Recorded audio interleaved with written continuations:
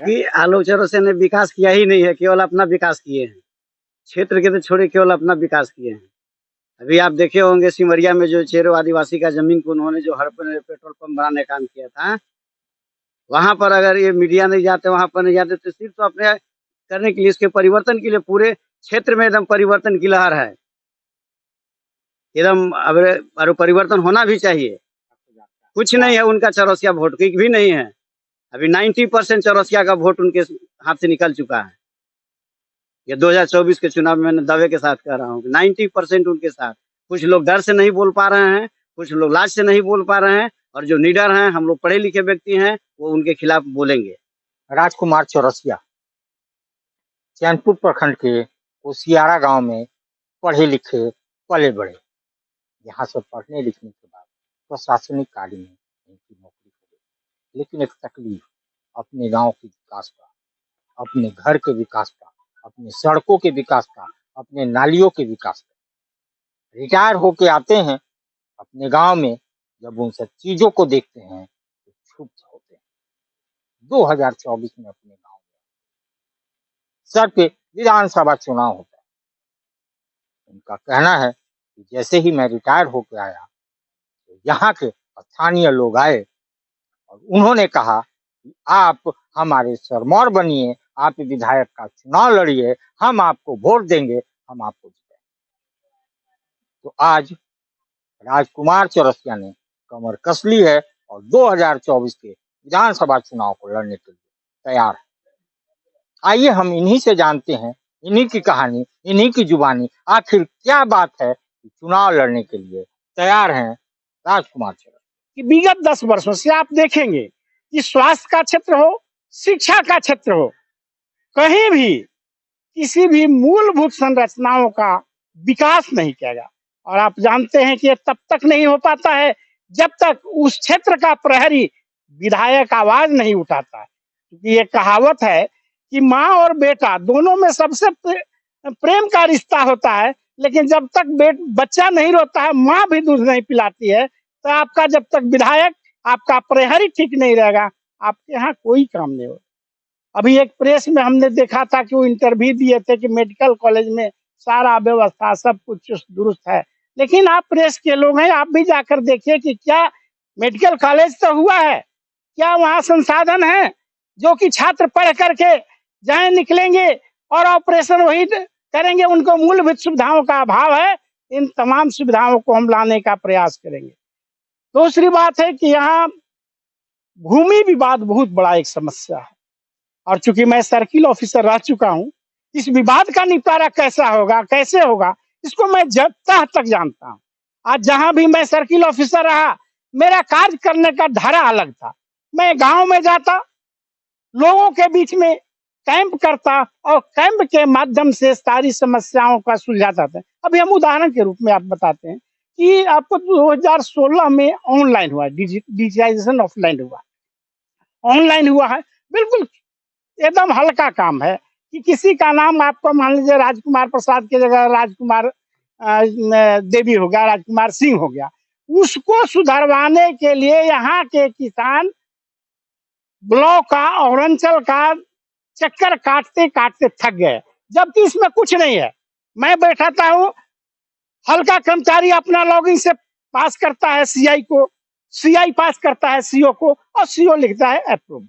मैंने चंद सेकंड में ये काम मिनटों में होने का है, लेकिन 3-4 साल से है पड़ा हुआ। इसलिए है कि आपका क्षेत्र का विधायक आज तक इन मुद्दों को लेकर के, जो कंप्यूटराइजेशन में जो गलतियां हुई है, उसको लेकर कभी आवाज नहीं उठाया है। तो मेरा मन में एक कसक है कि जैसे ही यदि मुझे सेवा करने का मौका मिला, तो मैं फर्स्ट काम करूंगा कि डिजिटाइजेशन में कैंप ब्लॉक स्तर पर, ग्राम स्तर पर मैं कैंप करूंगा और सारी समस्याओं का निदान करूंगा।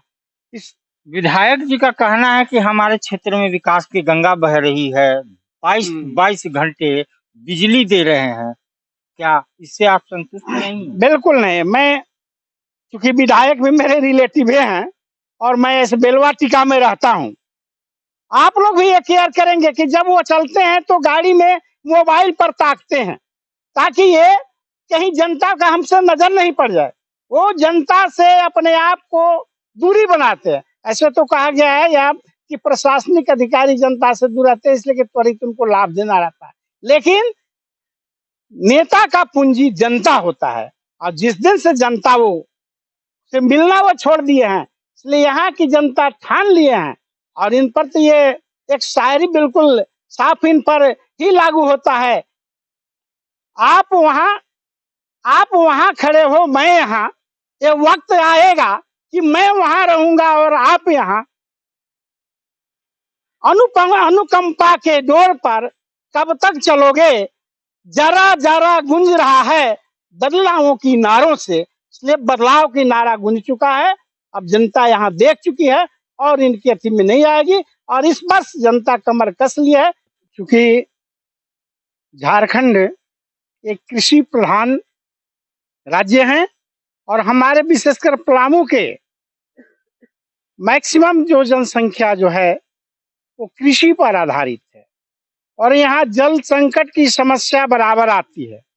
1967 में जब अकाल पड़ा था, उस अकाल के बाद ही एक महती योजना कुटकू डैम को बांध करके उत्तर कोयल तक को बांधा गया, और बीच बीच में वीभर बनाने का प्रस्ताव था, जो कि सारा सर्वे हो चुका है कि कहाँ से नदी को बांधा जाएगा, कैसे पानी किधर लाया जाएगा, ये सारा किया हुआ है। लेकिन दुर्भाग्य की बात है कि विगत वर्षों से वह योजना ज्यों का त्यों धरी रह गई है। मेरे मन में यह सवाल गूंजता है कि जब राजस्थान का जो थार मरुस्थल था, आज स्वेज नहर के निर्माण से, नहरों का जाल बिछ जाने से वह जो राजस्थान इतना सुखाल हो गया, तो हमारी पलामू यदि कोयल नदी पर वीभर का निर्माण हो जाए, कुटकू डैम से उत्तरी नहर कोयल तक जो नहर है, पानी का बराबर प्रवाह होता रहेगा, तो इससे दो लाभ होगा। एक तो कि पानी का संकट, पानी यहाँ जो लोग पीने के लिए तरसते हैं, पानी का लेयर बरकरार रहेगा। दूसरा है कि हमारे जो नौजवान जामनगर में जाते हैं, मदुरई में जाते हैं, दक्षिण के राज्यों में जाते हैं, और वहां दुर्घटना से जब घटित होता है, उनका डेड बॉडी, हम जब उस समय आपको जरमुंडी में पदस्थापित थे, तो एक दिन 7 लाश आया था जामनगर से। वहां के नौजवान वहां मजदूरी करने गए थे। लेकिन यदि रोजगार इसी झारखंड में मिलेगा, यहाँ के किसानों के बच्चे जो हैं, सालों भर यदि ये काम यहाँ उनको मिल जाएगा, तो वहां क्यों जाएंगे। तो मेरा विचार है कि यहाँ रोजगार का सबसे ज्यादा सृजन कृषि क्षेत्र में होगा, और यदि किसानों को पानी की सुविधा हम उपलब्ध कराएंगे, तो हमारा बेरोजगारी भी दूर होगा, किसान खुशहाल रहेंगे और हमारा राज्य का विकास होगा। सारा का सारा समस्या का एक निदान कुटकू डैम का निर्माण और कोयल नदी पर वीभर का निर्माण। दूसरा है कि बदलाव आएगी, बदलाव आएगी। चुनाव लड़ना चाहते हैं, क्योंकि मैं कमर तो आपने कसा हो। बिल्कुल, मैं वैसे इंडिया गठबंधन से चाहता हूँ, लेकिन समय आने पर यह पता चलेगा कि मैं किस पार्टी से हूँ। लेकिन मैं विगत 1.5 माह से क्षेत्र में जो भ्रमण कर रहा हूँ, लोगों का जो संदेह मिल रहा है, उससे है कि मैं कमर कस के आया हूँ।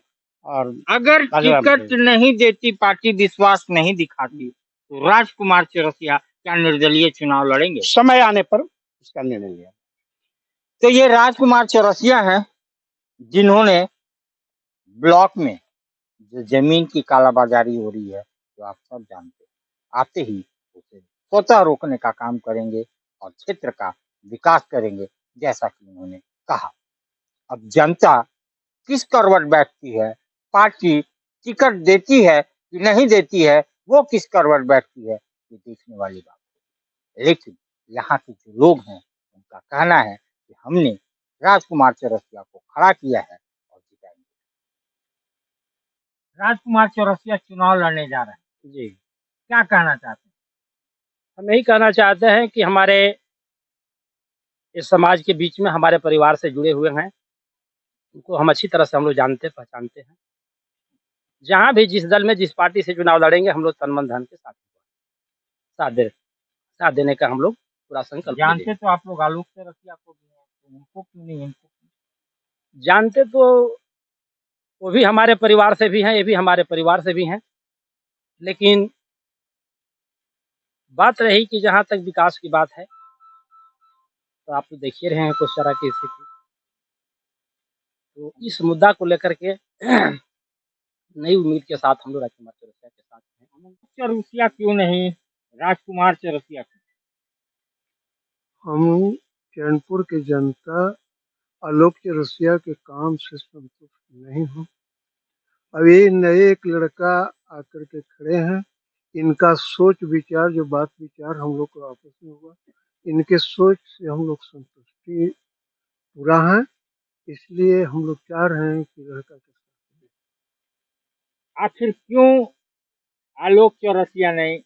और ये भी मैं बता देना चाहता हूँ, आप लोग पत्रकार हैं, पढ़े लिखे हैं, जब आप लोगों ने सुना होगा कि जब ग्रीस में एक प्लेटो नाम का बहुत बड़ा दार्शनिक था, उन्होंने ही कहा था कि जिस दिन पढ़े लिखे लोग जब राजनीति में नहीं आएंगे तो मूर्खों लोग का शासन चलेगा और अनपढ़ और मूर्ख आप पर शासन करते रहेगा। इसलिए हमारे बीच में इतने प्रशासनिक अधिकारी रह चुके हैं, पढ़े लिखे लोग, जब तक नहीं आएंगे कोई तो किसी न किसी को तो आना चाहिए। आप कीचड़ है तो कीचड़ में कोई पहुंचेगा तब तो कीचड़ साफ होगा। ये सब कहेंगे नहीं कि कीचड़ में उतरेगा कौन, तो कोई उतरेगा, उसी को कीचड़ को साफ करना पड़ेगा। ये पूरे विधानसभा में दम लहर है। आलोक चौरसिया का अपना मास वोट 50,000 का कुछ नहीं है उनका चौरसिया वोट की भी नहीं है। अभी 90% चौरसिया का वोट उनके हाथ से निकल चुका है। ये 2024 के चुनाव में मैंने दावे के साथ कह रहा हूँ 90% उनके साथ। कुछ लोग डर से नहीं बोल पा रहे हैं, कुछ लोग लाज से नहीं बोल पा रहे हैं, और जो निडर हैं, हम लोग पढ़े लिखे व्यक्ति हैं, वो उनके खिलाफ बोलेंगे। 90% उनके साथ में नहीं है चौरसिया। मैं अशोक चौरसिया, एडवोकेट, झारखंड उच्च न्यायालय।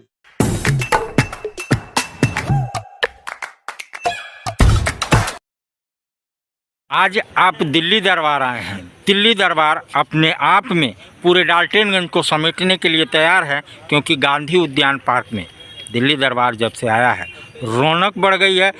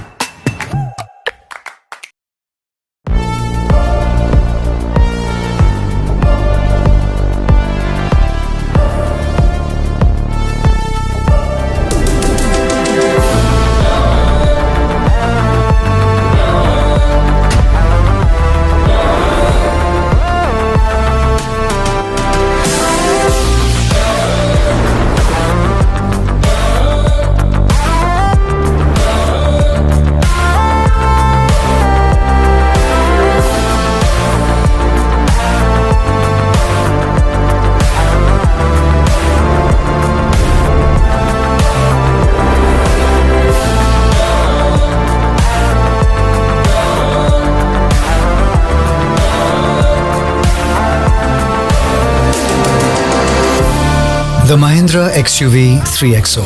Everything you want and more. Bookings open 15th May.